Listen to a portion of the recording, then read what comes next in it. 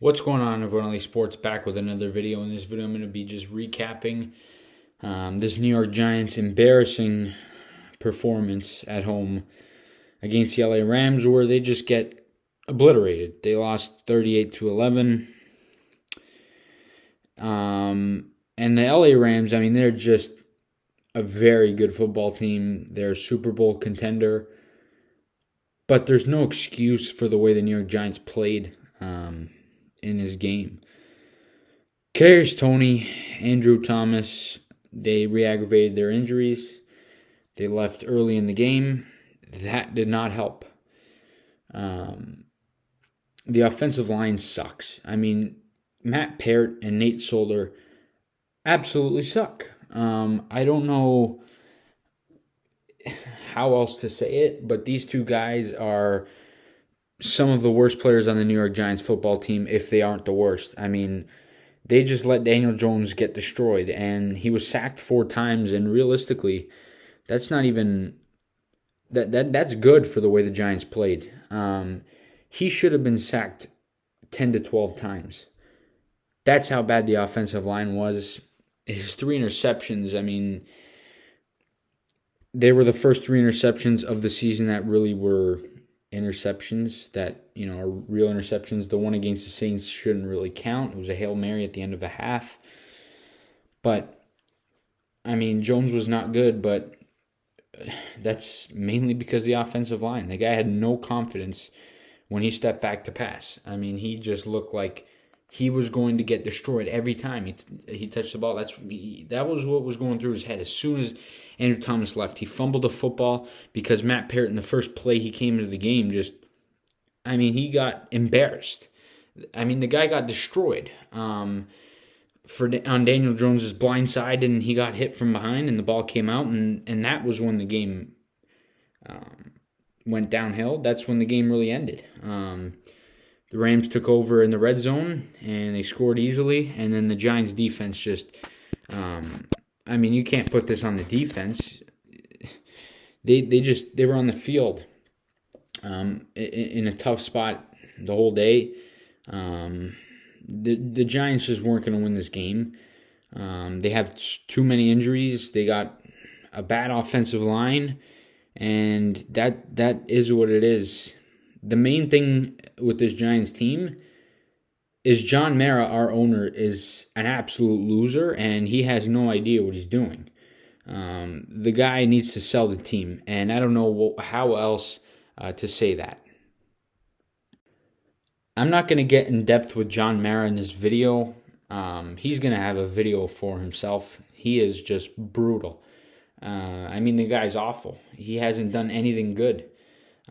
He hired Dave Gettleman, who has been a disgrace. I've tried to protect Dave Gettleman and sort of defend him and say he's done a good job, because realistically he had a pretty good offseason, except he didn't touch the offensive line, which was the biggest mistake. And it starts from the ownership. The Giants, they're just in such a tough spot. I'm going to have lots of Giants content. As bad as they are, I'm not going to stop doing my pregame, postgame videos. I'm still going to root for them. I still want them to win. I know a lot of fans just say, they should tank, they should tank. But at the end of the day, whether you're picking 5th or 11th, it's not going to drastically change, the state of your franchise. So, winning games will. I want to see the Giants win. No matter what, but I'm going to continue to make content. I'm going to have a video on John Mara because he's a disgrace. I'm going to have a video on Dave Gettleman because he's going to be fired. I don't think it's going to be during the season, but days after the season, he's going to be canned. He's going to get canned, and Joe Judge, that's up in the air. But I'm going to have a video on Mara, Gettleman, and the long-term future of the New York Giants. So 3 videos, I don't know when. But the New York Giants just had a difficult day. Xavier McKinney, if you want to look for moral victories, he had 2 interceptions. He should have had 3, dropped 1. Peppers on Cooper Kupp was just brutal. I don't know how that matchup just That was a difficult matchup from the beginning of the game. Dante Pettis should have reached over for a first down earlier in the game. Instead, the Giants tried to QB sneak on fourth down. They didn't get it. They ended up getting a stop, but that could have. The Giants could have more points, and they could have been leading 6 or 10-0. But there's just too much in this game to unravel. I'm not even going to get into it. Jones, listen, if you're going to bash the guy on this performance and say based off this he shouldn't be the franchise quarterback, you should just stop watching football.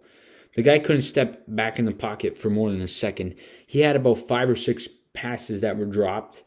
His interceptions, they are what they are. The guy was scared. Bottom line, he was scared. This offensive line needs to be fixed this offseason through the draft. Maybe sign a guy in free agency, but we're so tight on the cap. It's just Giants are in a tough spot right now.